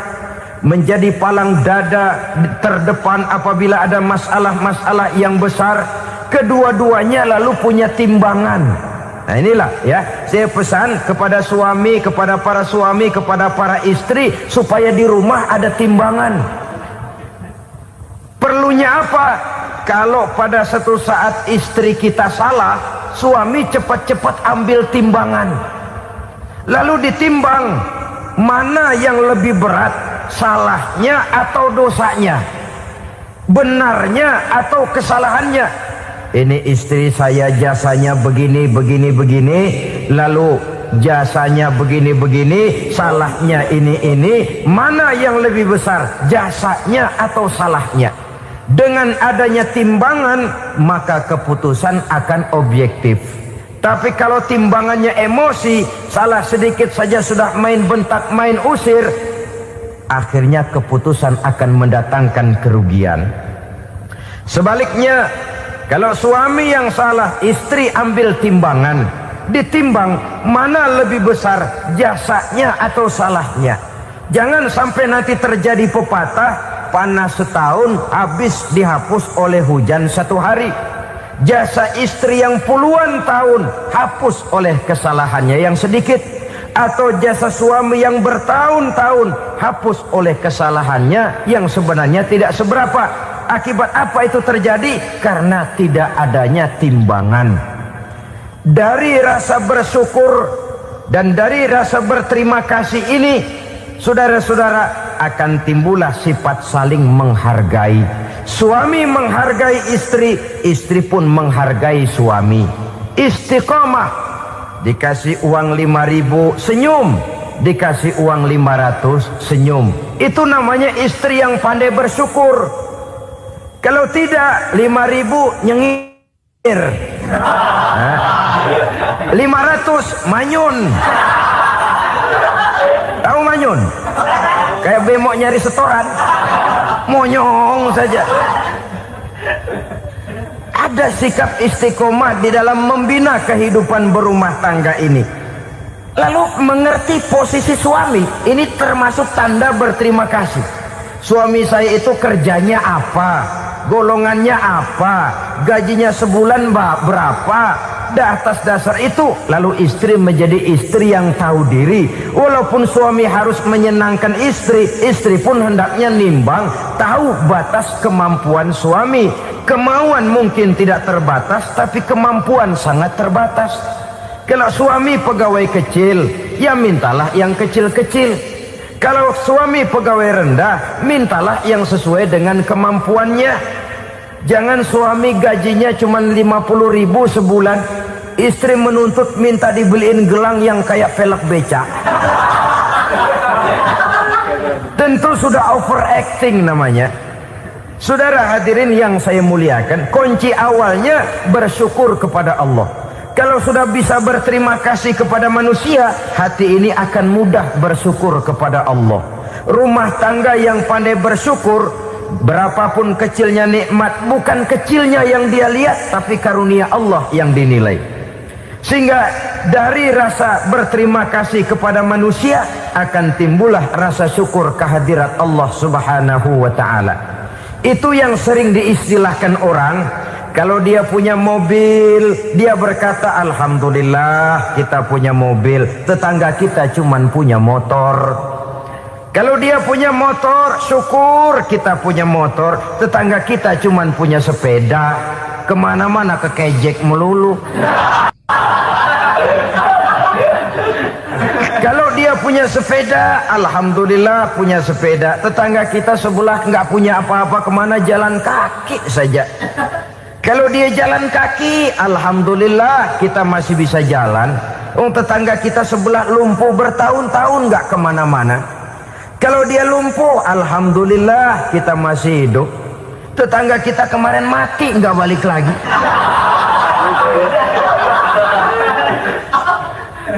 Lalu akan timbul rasa syukur. Tapi kalau sudah lumpuh ngelihat yang bisa jalan ngelihat yang menaik sepeda, yang punya sepeda lihat yang punya motor lihat yang punya mobil lihat yang punya pesawat. Kapanlah kita ini pandai bersyukur? Sebab kesenangan seperti pelangi, tidak pernah di atas kepala kita, selalu kelihatannya di atas kepala orang lain.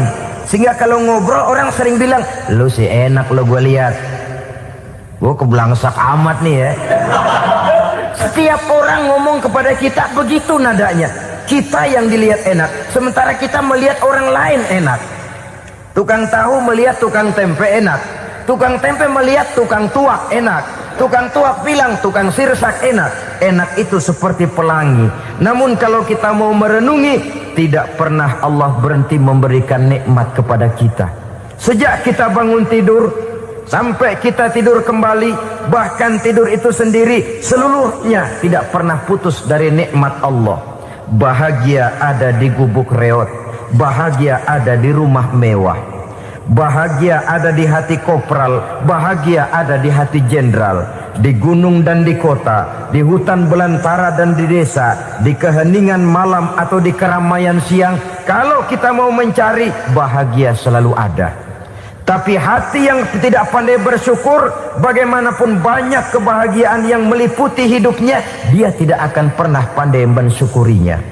Maka berterima kasihlah kepada istri, berterima kasihlah kepada suami, bersyukurlah kehadirat Allah Subhanahu wa ta'ala.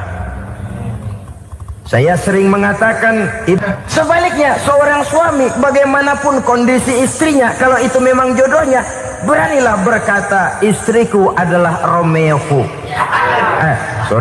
istriku adalah Julietku, atau istriku adalah Sri Kandiku. Biarin pengkor ya pengkor, gak ada urusan. Mensyukuri. Kalau tidak mensyukuri, yang timbul lalu sesalan. Kalau sudah sesalan, mudah umpat mengumpat, caci mencaci dalam rumah tangga, lalu terjadilah kegaduhan. Ketenangan sulit kalau sudah tidak ada unsur saling menghargai itu. Lebih celaka lagi kalau sudah mengarah kepada penyesalan. Kata istrinya, bang gue nyesel kawin sama lu. Suami digituin mungkin gede kepalanya. Kalau lu nyesel apalagi gua, makin nyesel. Iya, coba pikir bertahun-tahun kita berumah tangga, memangnya abang bisa beliin apa sama saya? Itu juga gerobok kalau nggak ngeridit bang. Kalau nggak ngeridit, memangnya kamu bayar kreditan pakai daun pisang? Saudara hadirin yang saya hormati, ini saya tekankan kepada ibu-ibu karena penyakit perempuan umumnya. Pernah Rasul itu pulang Isra Mi'raj cerita, saya pulang Isra Mi'raj diperlihatkan neraka. Neraka ya Rasul? Lalu bagaimana? Saya lihat kok isinya kebanyakan perempuan. Perempuan. Laki juga tidak sedikit. Cuma kebanyakan kok perempuan. Apa perempuan tidak sholat ya Rasul? Sholat. Tidak puasa? Puasa. Tidak ngaji? Rajinan dia sama suaminya. Tapi kenapa lebih banyak di sana? Rasul berkata, hunna yakfurnal ashir. Penyakit umum dari perempuan tidak pandai berterima kasih kepada suaminya. Ini rupanya penyakit umum dari tahun atu. Saudara hadirin yang saya muliakan, jadi rumah tangga yang didirikan atas dasar mencapai ridho Allah, maka kelihatan dari pasangan suami istri menjadi orang yang pandai bersyukur terhadap nikmat. Bukankah dalam surah Ibrahim ayat 7 Allah berjanji, la in syakartum la azidannakum wa la in kafartum inna azabi lasyadid. Kalau kamu pandai bersyukur, aku tambah nikmatku. Kalau kamu ingkar, tidak mau bersyukur, azabku itu hebat dan pedih. Rumah tangga yang suami istrinya tidak bersyukur disiksa oleh perasaannya sendiri. Tetangganya dapat nikmat, dia yang meriang. Tetangganya dapat kesenangan, dia yang sakit hati. Dia tidak melihat nikmat yang diberikan kepadanya. Nikmat yang orang lain punya aja yang diincar. Nikmat orang lain aja dihitung-hitung. Tangga kita, saya baru habis beli yang sebelah belilir habis beli kukusan. Cuma sekedar kukusan saja. Orang lain beli apa-apa jadi bahan diskusi di rumahnya. Orang lain saja yang diusut. Timbul dendam kesumatnya, timbul hasutnya. Dia tidak bersyukur dengan nikmat yang ada dalam rumah tangganya. isi rumah tangga semacam itu disiksa oleh perasaan hasutnya sendiri. Jauh dari kebahagiaan, kering hatinya, miskin jiwanya, merana batinnya. Kalau sudah ke sana, jauhlah rumah tangga dari pantulan sinar kebahagiaan. Saudara-saudara, kita lihat rumah tangga Rasul. Dari rumah yang kecil, dari tempat tidur yang sarapnya kain kasar, separuh jadi selimut lagi, keluar ucapan baiti jannati. Kenapa? Beliau orang yang pandai bersyukur kepada Allah, bisa berterima kasih kepada istri-istrinya, dan istrinya pun pandai berterima kasih kepada Rasul dan bersyukur kehadirat Allah Subhanahu wa ta'ala. Maka nikmat lalu bertambah. Makin kita syukuri nikmat, makin tambah itu. La azidannakum, janji Allah, pasti aku tambah nikmatku kepadamu jikalau kamu pandai mensyukurinya. Tapi kalau kamu ingkar, tidak pandai bersyukur, awas, nikmat bisa berubah menjadi azab kalau kita tidak pandai-pandai mensyukurinya. Jadi cirinya yang pertama, rumah tangga bahagia itu apabila suami istri pandai bersyukur terhadap nikmat yang diberikan oleh Allah Subhanahu wa ta'ala. Satu. Cirinya yang kedua, rumah tangga yang berdasarkan untuk mardhatillah, mencapai keridhaan Allah, sabar apabila mendapat cobaan. Namanya orang berumah tangga itu persis berlayar di lautan. Suami istri adalah dua orang yang memegang kemudi. Kalau berlayar ombak tenang, angin bertiup sepoi-sepoi basah, lalu bila malam datang bulan bersinar, bintang gemintang gemerlapan, berlayar memang nikmat. Tapi satu saat angin puting beliung bertiup, gelombang menggunung, halilintar menyambar, kemudian petir berkilat. Kalau pada saat itu suami mau ngalor, istri mau ngidul, alamat perahu patah di tengah jalan, kandas di lautan sebelum sampai ke pantai yang akan ditujunya. Oleh karenanya perlu kekompakan. Maka sejak awal seharusnya dalam akan membina rumah tangga yang bahagia, itu lebih baik bicara yang pahit-pahit saja, supaya terjadi kesamaan langkah apabila menghadapi kesulitan dan cobaan. Sabar apabila mendapat cobaan. Rumah tangga seperti kapal di lautan tadi tidak akan sunyi dari hantaman gelombang, tidak akan sepi dari tiupan angin topan, dari kilatan petir, dari sambaran halilintar. Baik suami, baik istri harus sabar menghadapi kesulitan. Kadang kesulitan dari segi ekonomi, kadang kesulitan dari segi mengarahkan dan mendidik anak-anak, kadang kesulitan karena banyak orang yang hasut dengan kita, kadang kesulitan berbagai macam lah yang menyebabkan kesulitan. Rumah tangga yang bertujuan mencapai ridho Allah, sabar menghadapi segala macam kesulitan. Saudara-saudara kaum muslimin rahimakumullah, kesulitan adalah bagian daripada perjalanan hidup. Siapa orangnya yang tidak pernah menemukan kesulitan dalam kehidupan? Rasanya hampir tidak ada. Dan memang kesulitan bukan untuk ditakuti. Kesulitan justru untuk diatasi, dicarikan jalan keluarnya. Begitulah suami istri yang bertujuan mencari ridho Allah. Manakala suami berada dalam kesulitan, istri mencarikan jalan keluar atau berusaha memberikan jalan keluar. Sebaliknya, manakala istri dalam kesulitan, suami bisa mencarikan jalan keluarnya. Sabar dalam menghadapi segala macam kesulitan. Dalam surah Luqman ayat 17, Allah Subhanahu wa ta'ala berfirman, "Wasbir ala ma asabak, inna dzalika min azmil umur." Dan bersabarlah terhadap apapun yang menimpa kamu.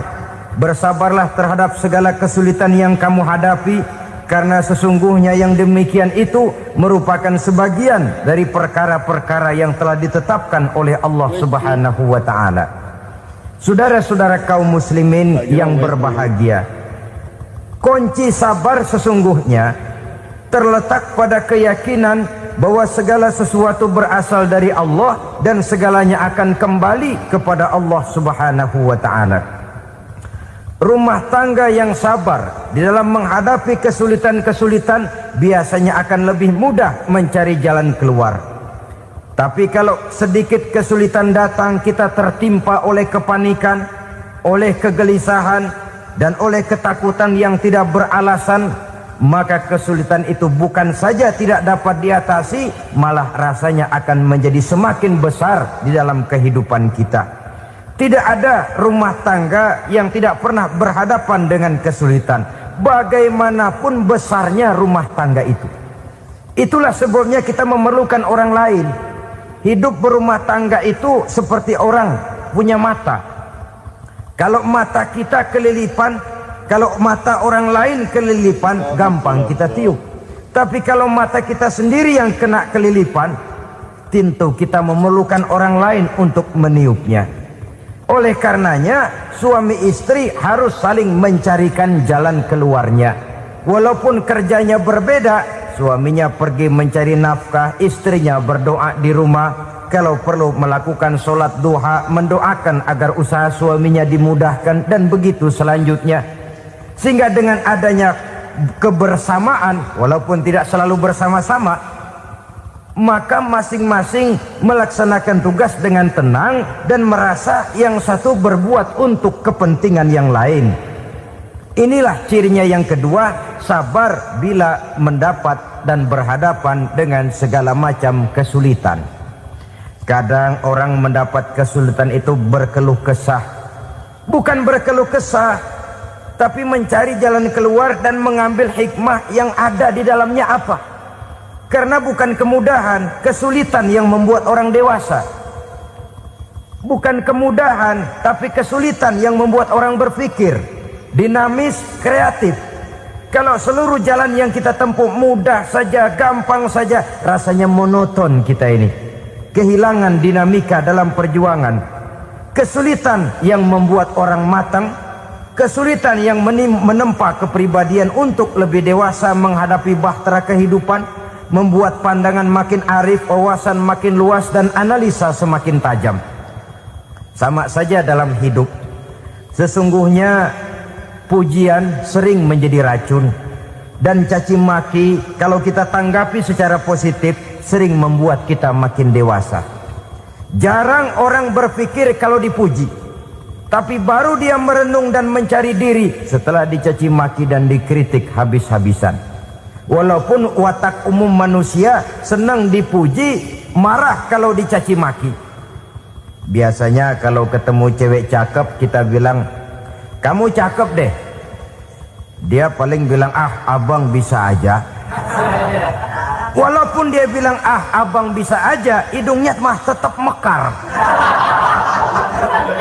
Senang kalau dipuji, itu kecenderungan manusia. Marah kalau dicaci maki, marah kalau dikritik. Tapi sesungguhnya pujian sering jadi racun, caci maki sering jadi obat. Orang takut minum obat karena pahitnya, padahal efeknya itu akan lebih memberikan kesehatan kepadanya. Orang takut menghadapi kritik, orang takut dan tidak ingin dicaci maki, padahal itulah yang sesungguhnya menjadi cambuk kalau tidak dia salah tanggap, menjadi sugesti yang mendorong dia lebih maju lagi. Karena memang bukan pujian, tapi caci maki dan kritik yang membuat kita makin berpikir tajam. Jadi rumah tangga yang berhadapan dengan kesulitan demi kesulitan, biasanya kalau ditanggapi dengan sabar akan makin mengokohkan fondasi rumah tangga itu sendiri. Tapi kalau kesulitan dihadapi dengan tidak sabar, lalu mencari jalan pintas, kesulitan ekonomi, kebetulan istrinya cakep, istrinya disuruh ngojek. Dah lu ngojek aja deh, gua nungguin setoran dah. Suami tapak di rumah. Saudara hadirin yang saya muliakan, buat sepintas memang mendatangkan materi itu, mengatasi kesulitan ekonomi, tapi apakah bahagia? Walaupun rumah bisa jadi besar, perabotan bisa serba lebih lengkap dan ada, tapi apakah semuanya mendatangkan bahagia? Sementara suami kehilangan rasa cemburunya, dan dalam agama itu disebut dayus. Dayus, suami yang tidak punya rasa cemburu kepada istrinya. Dan orang dayus kayak begitu, haram mendapat bau sorga.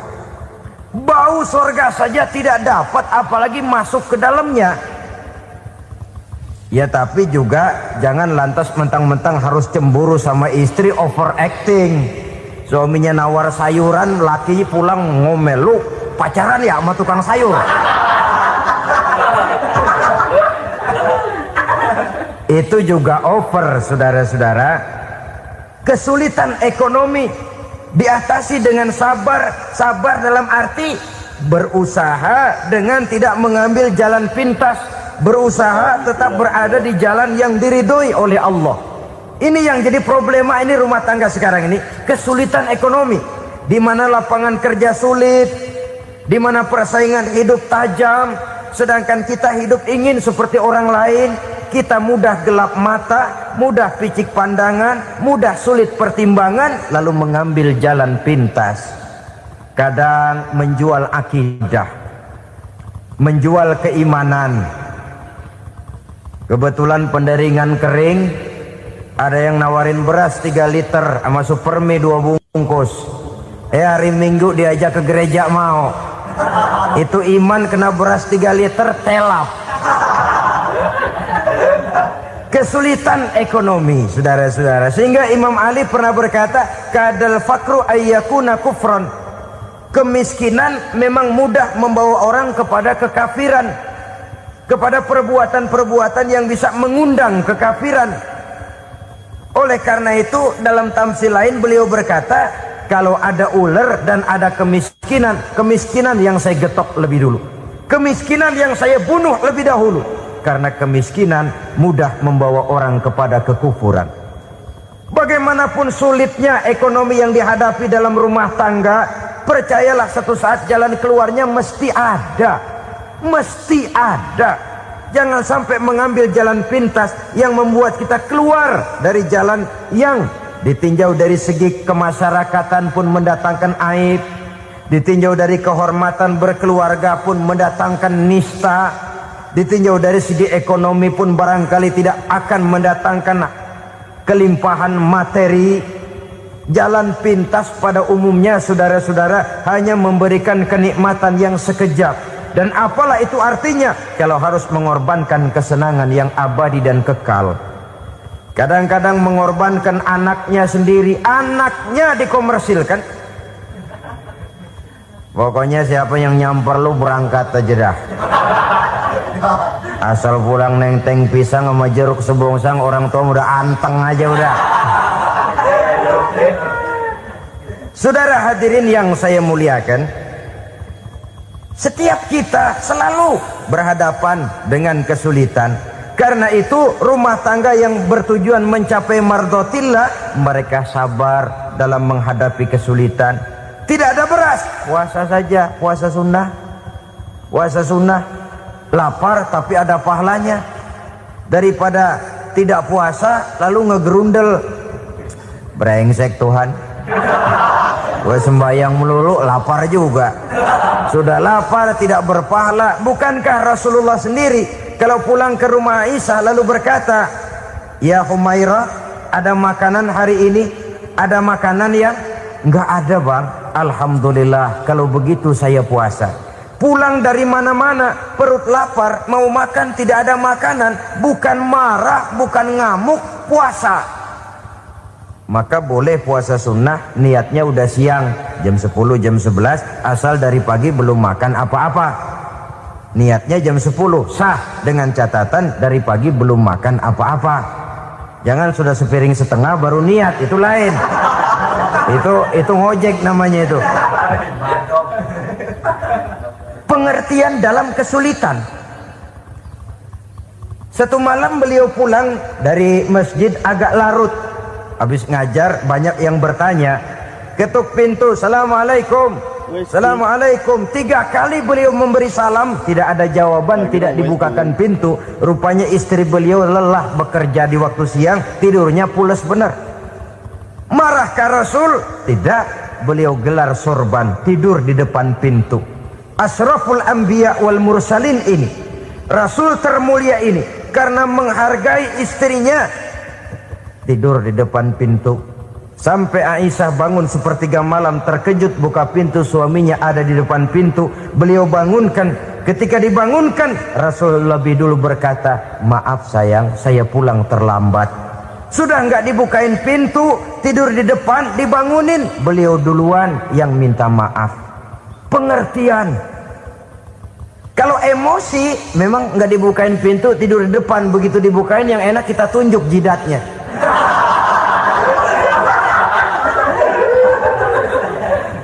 Saudara hadirin yang saya muliakan, kesulitan di dalam kehidupan merupakan bagian daripada kehidupan.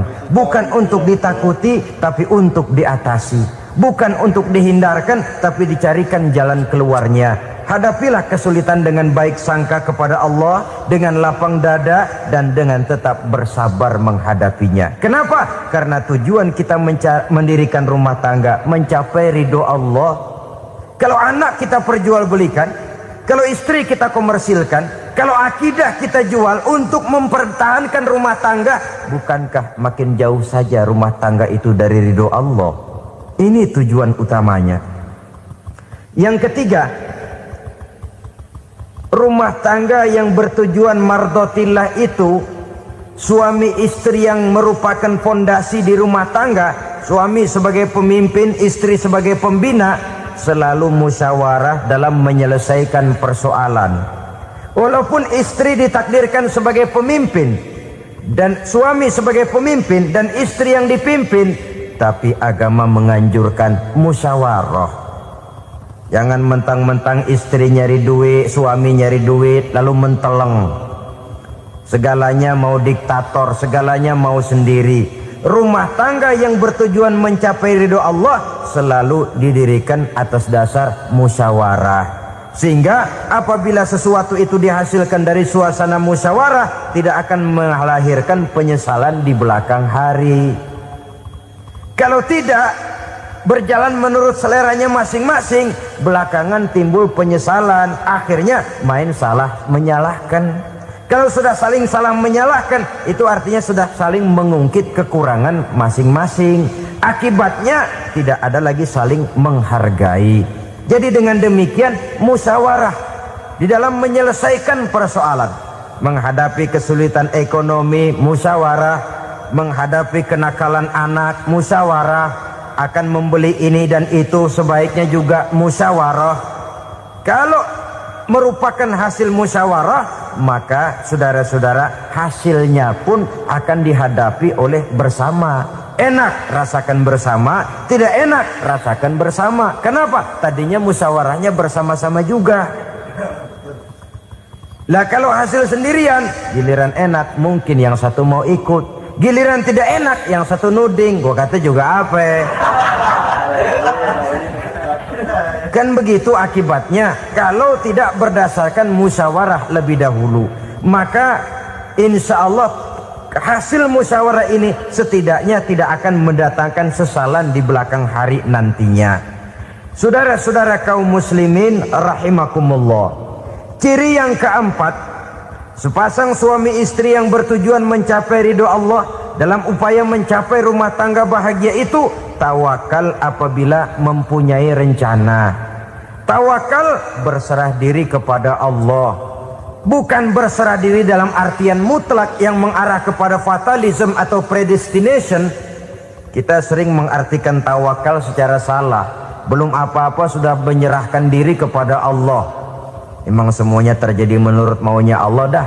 Gak usah ngapa-ngapain, bagaimana Tuhan aja dah. Lapar juga nggak usah makan, kalau takdirnya kenyang pan kenyang. Ya udah lapar terus kita. Makan dulu, perkara nanti kenyang apa tidak, itu baru tawakal. Kalau sakit ke dokter, soal sembuh atau tidak, baru tawakal. Artinya usaha itu ada. Setelah suami berusaha, istri berusaha, selebihnya tawakal. Apa perlunya tawakal? Apabila berhasil tidak lupa daratan, apabila berhasil tidak lupa diri, apabila gagal tidak putus asa. Sehingga dengan demikian dari tawakal ini lahirlah pondasi yang kokoh membina rumah tangga yang bahagia dalam upaya mencapai keridhaan daripada Allah Subhanahu wa taala. Apapun yang kita laksanakan di rumah tangga, tujuan intinya tetap untuk mencapai keridhaan Allah. Beli kendaraan untuk mencapai ridho Allah, lalu dipakai ngaji, dipakai ke masjid dan sebagainya. Beli peralatan rumah tangga untuk mencapai ridho Allah. Mendidik anak untuk mencapai ridho Allah. Membantu keluarga untuk mencapai ridho Allah. Dan begitu selanjutnya. Tawakal apabila mempunyai rencana. Kemudian cirinya yang kelima, suami istri yang bertujuan mencapai ridho Allah selalu mempererat silaturahmi. Sebab seperti sudah saya sampaikan pada pertemuan terdahulu, dalam berumah tangga itu ada orang tua, ada mertua. Itu cuma perbedaan istilah, tapi hakikatnya adalah sama. Jangan karena perbedaan istilah lalu menyebabkan kita berbeda sikap.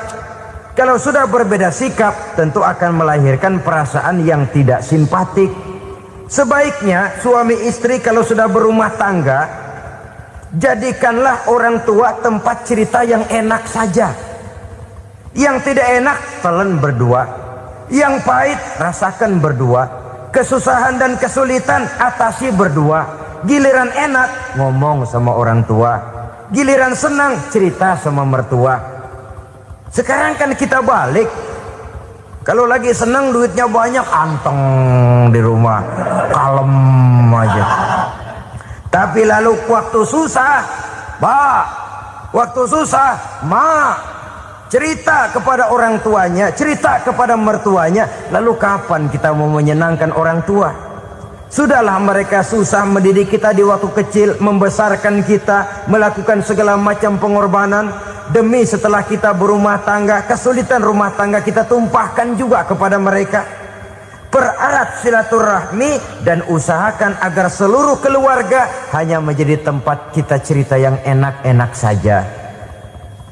Istilah sehari-harinya, kalau di rumah kita makan sama sayur bayam, keluar rumah diem, malah seluitan. Tetangga tanya, lu makan kayaknya enak banget apa sih? Daging ayam.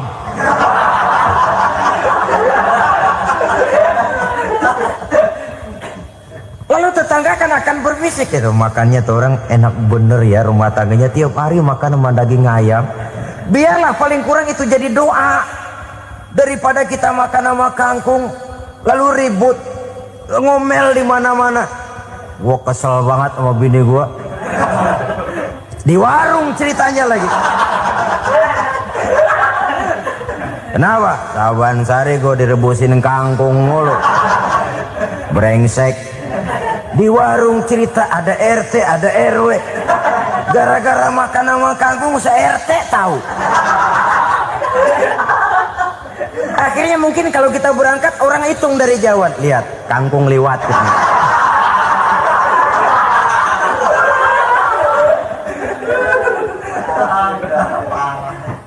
Bisa menjaga yang disebut security informasi, rahasia rumah tangga.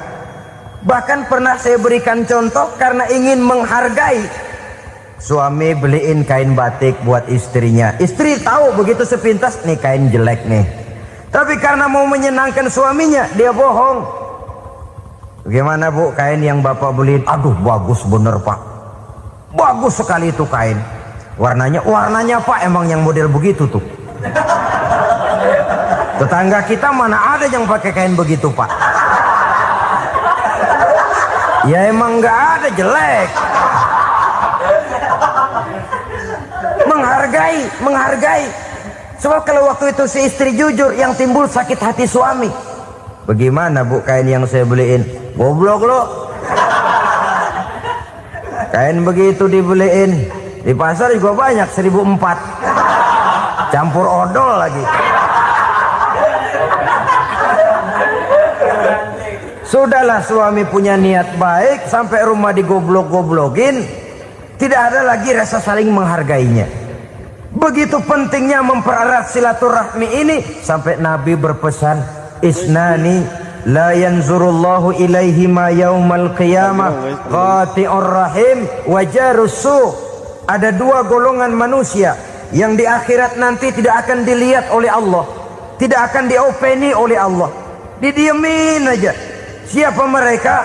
Pertama, orang yang suka memutuskan silaturahmi. Yang kedua, tetangga yang jahat dengan tetangganya. Dua golongan manusia ini, pemutus silaturahmi, kemudian juga tetangga yang jahat dengan tetangganya, ini tidak akan dipandang oleh Allah di hari akhirat nanti. Jadi pererat silaturahmi, sebab kita ini zon politiken, makhluk yang bermasyarakat, yang tidak bisa hidup sendirian. Setiap kita memerlukan orang lain. Kita disebut kaya karena ada yang miskin. Kita disebut alim karena ada yang awam. Kita disebut berkuasa karena ada rakyat jelata. Tanpa rakyat tidak ada penguasa. Tanpa yang miskin tidak ada orang kaya. Kalau tidak ada yang jelek, siapa yang bilang cakep? Karena ngimbangi. Saudara hadirin, atas dasar ini mestinya kita selalu bersyukur dalam segala posisi. Tidak lalu salah terima kepada karunia yang diberikan Allah kepada kita. Saudara hadirin yang saya hormati, pererat silaturahmi, jadikan orang-orang tua kita tempat kita cerita yang enak-enak saja. Yang tidak enak, telan sendiri, usahakan sendiri, carikan jalan keluarnya sendiri. Setidaknya ya diam sajalah.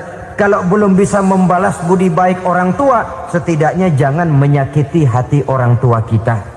Sudah lelah dan payah dia mengasuh kita, membesarkan kita, merawat kita, demi setelah kita berumah tangga, seluruh kesulitan kita bawa lagi kepadanya. Karena itu buat para istri juga ini perhatian. Kalau dimarahi suami, jangan cepat-cepat pulang ke rumah orang tuanya. Nggak boleh diomelin dikit, main buntal aja. Gua pulang dah. Pulang. Sampai sana cerita habis-habisan, dikucek kejelekan suaminya. Nanti 2-3 hari balik aja lagi. Kan nggak lucu jadinya. Saudara hadirin, begitu juga suami. Mencaci maki habis istrinya, 2-3 hari baik aja lagi.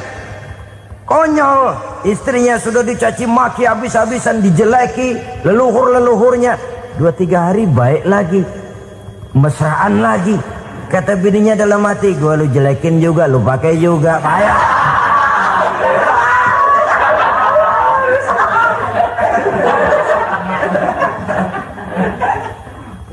Saudara hadirin yang saya muliakan, itulah sebabnya pada awal tadi saya katakan perlunya kita mempunyai timbangan baik sebagai suami maupun sebagai istri. Nah, dari mempererat silaturahmi ini akan terjalin rasa kekeluargaan. Maka tradisi arisan keluarga itu bagus sesungguhnya untuk mempererat silaturahmi. Cuma celakanya bukan silaturahmi yang jadi tujuan, arisannya itu yang jadi tujuan. Akibatnya apa? Kalau belum narik mah semangat banget datang dah. Begitu udah narik aja udahan. Itu celakanya. Akhirnya silaturahminya jadi nomor 2, arisan semata-mata yang menjadi tujuan. Sesungguhnya itu bagus untuk mempererat silaturahmi. Karena kalau kita dengan kita sesama saudara sudah tidak saling mau mengenal, bagaimana dengan anak-anak kita? Bagaimana dengan cucu-cucu kita? 2-3 generasi yang akan datang tentu akan lebih saling tidak mengenal lagi. Baiklah ya, yang keenam, suami istri yang bertujuan untuk mencapai keridhaan Allah itu selalu berusaha tolong menolong di dalam kebajikan. Sebab Allah pesankan itu di dalam Al-Maidah ayat 6, wa ta'awanu 'alal birri wat taqwa wa la ta'awanu 'alal itsmi wal 'udwan. Bertolong-tolonganlah kamu di dalam kebaikan, di dalam bertakwa kepada Allah. Jangan bertolong-tolongan di dalam maksiat, di dalam dosa, dan di dalam usaha yang menimbulkan permusuhan. Kalau suami marah kepada seseorang, istri jangan ngipasin. Oh bang, yang begitu mah dibayain tuman. Udah habisin aja dah. Anak-anaknya marahin sekalian. Ngipasin. Istri kesel sama tetangganya, suami ngipasin. Emang tuh tetangga kita, hahu. Habis orang dikipasin. Ta'awanu 'alal birri wat taqwa, bertolong-tolonganlah di dalam kebaikan. Istri malas ngaji, suami mendorong, memberikan sugesti. Suami malas berusaha, istri memberikan sugesti. Saling tolong menolong di dalam kebaikan dan takwa, dan jangan tolong menolong dalam dosa dan permusuhan. Kata suami, Bu, daripada kita melarat terus hidup, kita piara tuyul yuk. Kata istrinya, nah ini sudah menyimpang bang. Bersabarlah, bagaimanapun insya Allah kita tidak akan mati kelaparan. Piara tuyul itu nanti jadi pindah akidah, merusak iman, berteman dengan setan. Apalah artinya kekayaan dan kesenangan sebentar kalau harus mengorbankan kekayaan dan kesenangan yang abadi. Ini sudah alal ismi wal udwan, sesuatu yang mengandung dosa. Saudara hadirin yang saya hormati, kemudian yang keenam, berbaik sangka. Baik suami maupun istri sama-sama saling berbaik sangka. Suami melepas istri, istri melepas suami dengan hati yang ikhlas. Suami meninggalkan istri di rumah dengan jiwa yang bersih dan rasa yang aman. Ada rasa baik sangka, dan ini modal dasar. Kalau sudah dilandasi oleh buruk sangka, tentu yang lahir nanti adalah perasaan-perasaan yang tidak baik. Akibatnya sangat tidak menguntungkan. Inilah beberapa ciri dari rumah tangga yang didirikan atas dasar mardhatillah, mencapai keridhaan dari Allah. Nanti akan menyusul tujuan berikutnya, diantaranya mendapat keturunan, diantaranya lagi mendatangkan gairah untuk lebih berusaha mencari rezeki karena sudah merasa punya tanggung jawab berupa anak dan istri. Mempererat silaturahmi. Itu cuma tujuan-tujuan sekundernya saja. Tujuan primernya kita melakukan suatu nikah untuk mencapai keridhaan dari Allah Subhanahu wa ta'ala. Silakan punya istri cantik, kaya, tapi tujuan utamanya kita membina rumah tangga untuk mencapai ridho dari Allah. Karena itu dasarnya mawaddatan warahmah. Jangan cuma cinta, tapi juga kasih sayang. Cinta, kecenderungan kepada jasmani akan berakhir, tapi kasih sayang, kecenderungan kepada rohani, makin tua malah makin erat, makin tua malah makin mesra. Sehingga kadang kita menampak kakek-kakek dan nenek-nenek lagunya kayak pengantin baru. Apa cinta-cintaan? Tidak. Bagaimana kakek-kakek sama nenek-nenek harus bilang I love you? Yang masih ada itu waktu itu mawaddah, kasih dan sayang. Itu yang akan kekal, itu yang akan abadi. Tanpa materi orang sulit untuk bahagia, tapi materi semata bukan jaminan orang untuk bahagia. Nah, ciri yang terakhir dari rumah tangga yang bertujuan mencapai ridho Allah, sinar agama kelihatan di dalamnya. Baik suami maupun istri sama-sama orang yang taat melaksanakan ajaran agama.